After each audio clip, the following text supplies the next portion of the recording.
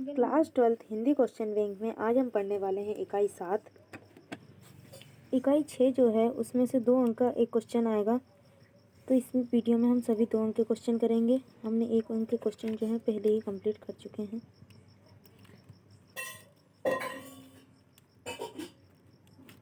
इकाई 6 का पूरा पोर्शन जो है अभिव्यक्ति और माध्यम से लिया गया है, जिसमें टोटल 34 क्वेश्चन है। पहला क्वेश्चन दिया हुआ है कि समाचार के लेखन और प्रस्तुति में क्या अंतर है।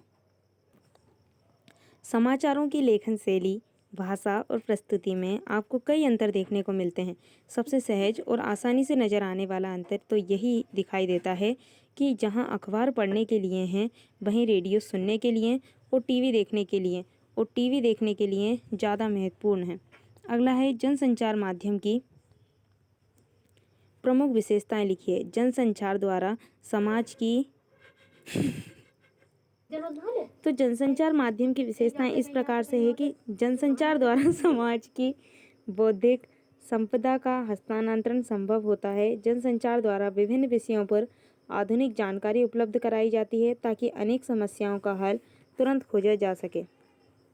अगला है जनसंचार माध्यम के प्रमुख दोष लिखिए। जनसंचार के निम्न दोष हैं। पहला 2 अंक के क्वेश्चन में आएगा, इसलिए यहाँ पे 3 दिए, आप 2 याद कर लेना। मनुष्यों के साथ व्यक्तिगत संपर्क कम हो जाता है। इंटरनेट व टेलीविज़न पर मनुष्यों का समय अधिक व्यतीत होता है। अन्य व्यक्ति के साथ गुणवत्ता बिताने के लिए बहुत कम समय मिलता है। अगला है जनसंचार माध्यम के प्रमुख प्रकार लिखिए। तो जनसंचार माध्यम के प्रमुख रूप हैं समाचार पत्र, पत्रिकाएं, रेडियो, टेलीविज़न, सिनेमा और इंटरनेट।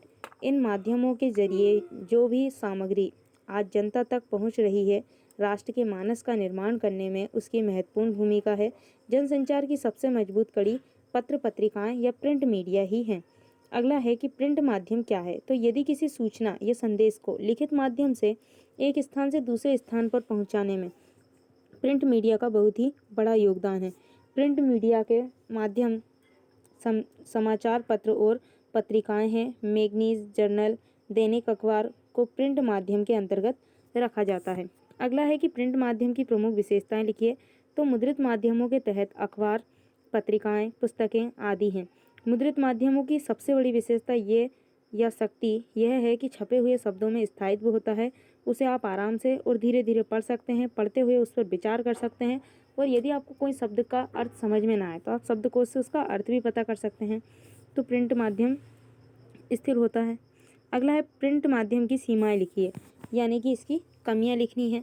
तो प्रिंट माध्यम की क्या कमी है कि भारत की संप्रभुता, अखंडता, राज्यों की सुरक्षा और लोक कल्याण से संबंधित प्रेस अधिनियम। अगला है कि न्यायालय की अवमानना और मानहानि से संबंधित प्रेस को प्रभावित करने वाले अधिनियम। शिष्टाचार और सदाचार के हित में प्रेस को प्रभावित करने वाले अधिनियम। प्रेस सेवा संबंधी अधिनियम। प्रेस को संचालित करने वाली अधिनियम। प्रेस पर नियंत्रण रखने वाली अधिनियम।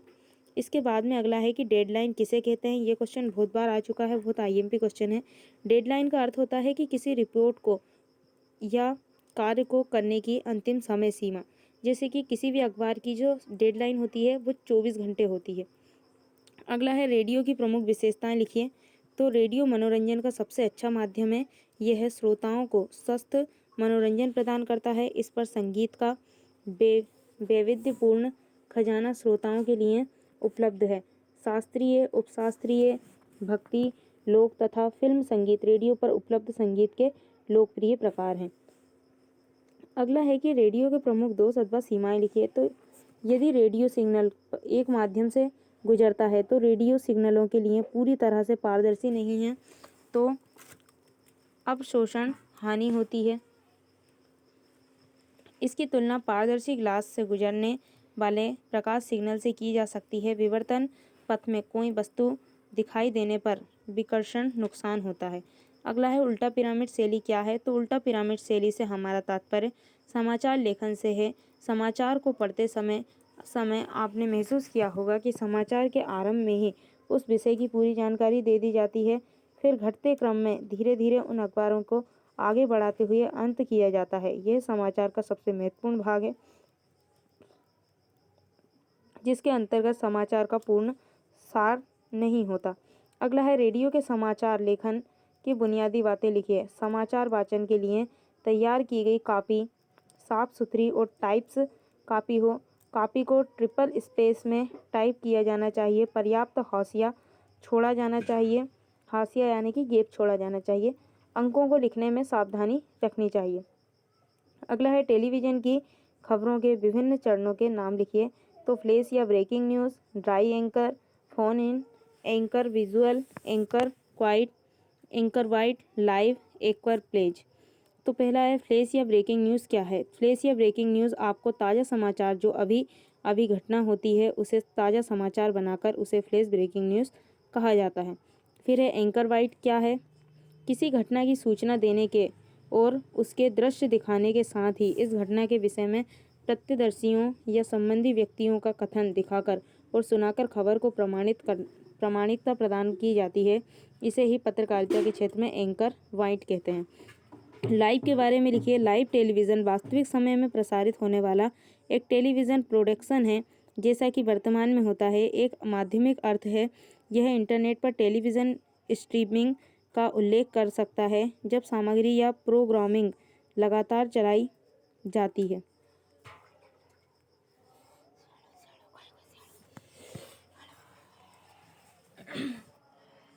अगला है रेडियो और टीवी की भाषा में कौन सी सावधानी रखनी चाहिए।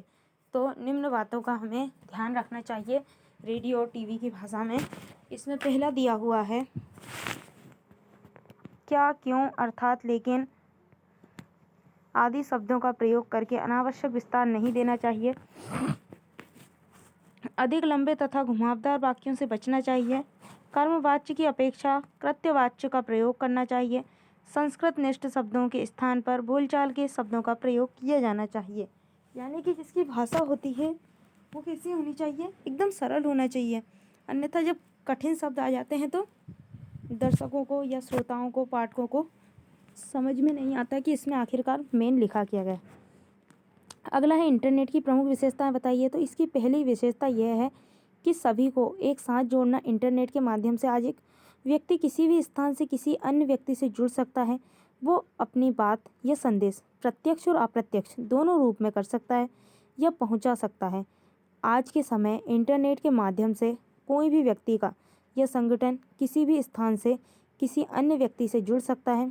इंटरनेट की प्रमुख सीमाएं अथवा दोष लिखिए। तो इंटरनेट के दोष निम्नलिखित हैं। पहला, समय की बर्बादी। जो लोग इंटरनेट को अपने ऑफिस के काम के लिए और जानकारी लेने के लिए उपयोग करते हैं उनका समय भी बर्बाद होता है। इसका उपयोग समय के अनुसार ही करना चाहिए। अगला है इंटरनेट फ्री नहीं होता। इंटरनेट का कनेक्शन तभी हमें लेना चाहिए जब हमें इसकी ज़रूरत हो, क्योंकि लगभग सभी इंटरनेट प्रदान करने वाली कंपनियां इंटरनेट का भारी चार्ज लेते हैं। अगला है इंटरनेट की लत और स्वास्थ्य प्रभाव। दुनिया में वह शराब की लत हो या किसी और चीज़ की शरीर के लिए ठीक नहीं। कई ऐसे लोग होते हैं जो इंटरनेट के बिना न खाते हैं और न पीते हैं। एक जगह बैठने के कारण वजन बढ़ना, पैरों और हाथों में दर्द आदि बीमारी भी हो रही है। अगला है पहचान की चोरी, धोखाधड़ी। आप जिस भी वेबसाइट पर अपना अकाउंट रजिस्टर करते हैं उसमें से लगभग 50 से 60% कंपनियां आपके निजी जानकारियों को बेचती है या उनका दुरुपयोग करती है। अगला है इंटरनेट पत्रकारिता क्या है। तो जो हमारा क्वेश्चन 19 है वो हमें भी शिक्षा देता है कि हमें ध्यान रखना चाहिए कि हम इंटरनेट का केवल अच्छे कामों में ही प्रयोग करें और आवश्यकता अनुसार ही प्रयोग करें, अन्यथा इसको ना चलाएं। इंटरनेट पत्रकारिता क्या है। तो इंटरनेट पत्रकारिता ऑनलाइन लेखन की एक प्रक्रिया है जिसमें पत्रकार अपने लेख को इंटरनेट के माध्यम से लोगों तक पहुंचाता है। जब हम किसी न्यूज़ या लेखन सामग्री को ऑनलाइन इंटरनेट के ज़रिए लोगों तक पहुंचाते हैं तो उसका आदान प्रदान करते हैं, तो इसे ही हम इंटरनेट पत्रकारिता कहते हैं। अगला दिया है कि एक अच्छे लेखन के लिए ध्यान देने योग्य कौन कौन सी बातें हैं। तो किसी आलेख को लिखते समय उपशीर्षक देना पाठक के लिए काफ़ी मददगार होता है। एक आलेख को कम से कम 3 बार पढ़ना चाहिए ताकि उसका अर्थ अच्छे से स्पष्ट हो। किसी टॉपिक पर खुद लिखने से पहले हमें मुख्य बिंदुओं को नोट कर लेना चाहिए, यानी कि हम जो बात लेख के माध्यम से कहना चाहते हैं या बताना चाहते हैं उसका संदर्भ नोट करें। उसके बाद एक क्रम से आगे बढ़ते हैं। अगला है पत्रकारीय लेखन क्या है। समाचार माध्यमों से काम करने वाले पत्रकार अपने पाठकों तथा श्रोताओं तक सूचनाएं पहुंचाने के लिए लेखन के विभिन्न रूपों का इस्तेमाल करते हैं। इसे ही हम पत्रकारीय लेखन कहते हैं। अगला है पत्रकारीय लेखन की भाषा कैसी होनी चाहिए। तो हम सभी जानते हैं कि कोई भी लेखन हो उसकी भाषा कैसी होनी चाहिए, सहज, सरल और सुस्पष्ट। तो पत्रकारीय की भाषा को सीधा, सरल, सहज होना चाहिए। ये ध्यान रखा जाना चाहिए कि इसका मूल उद्देश्य भाषा ज्ञान या प्रदर्शन नहीं, बल्कि एक अखबार, एक खबर को अधिक से अधिक लोगों तक पहुंचाना है।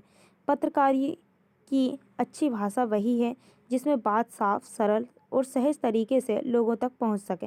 अगला है समाचार लेखन के 6 प्रकार कौन कौन से हैं। तो 6 यहाँ पे ककार आएगा कि किन किन से समाचार को हम लिख सकते हैं। तो पहला है क्या, घटना या स्थिति हमें बतानी है। कब यानी कि समय बताना है। और कहाँ अर्थात स्थान बताना है। क्यों मतलब कि कारण बताना है। कौन यानी कि घटना का कारक या फिर करने वाला कौन है। कैसे यानी कि किस प्रकार से ये घटना हुई है उसका हमें विवरण देना है।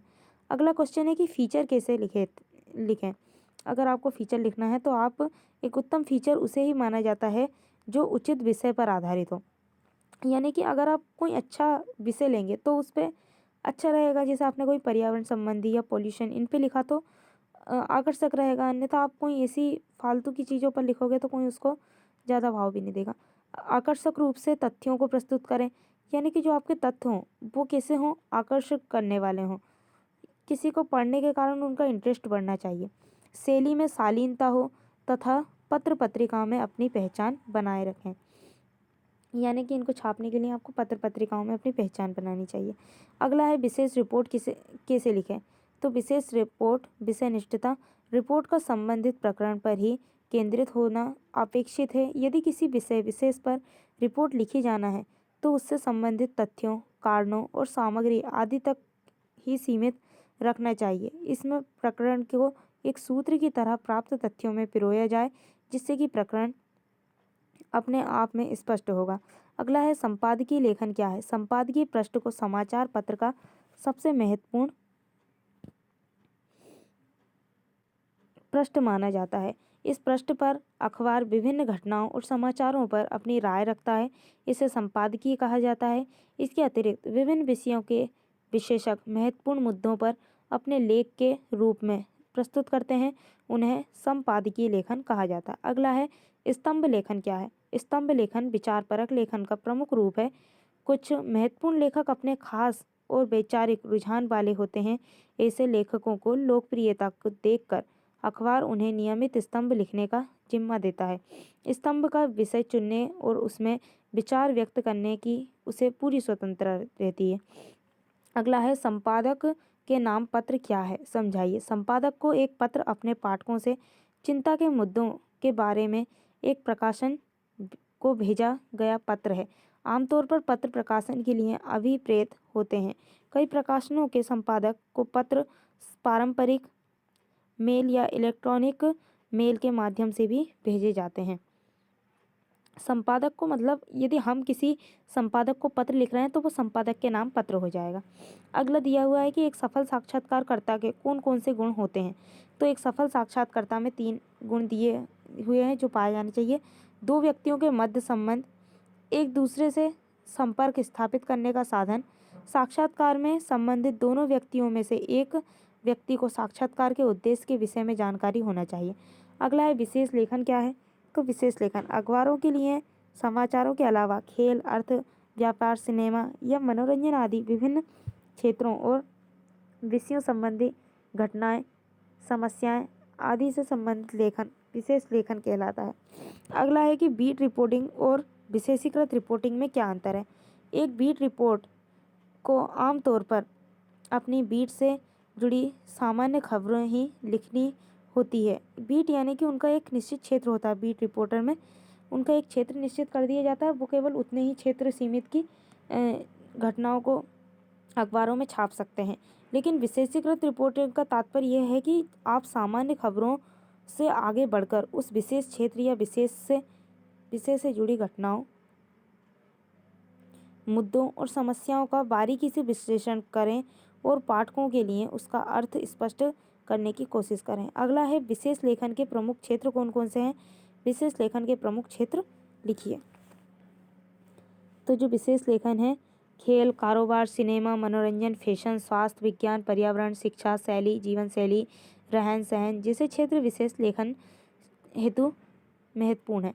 अगला है विशेष लेखन की सूचनाओं के क्षेत्र कौन कौन से हैं।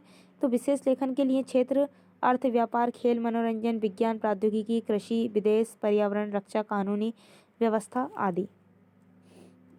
तो इस तरह से इस वीडियो में हमने इकाई जो थी हमारी पूरी कंप्लीट की। मिलते हैं अगली वीडियो में अगली इकाई के साथ।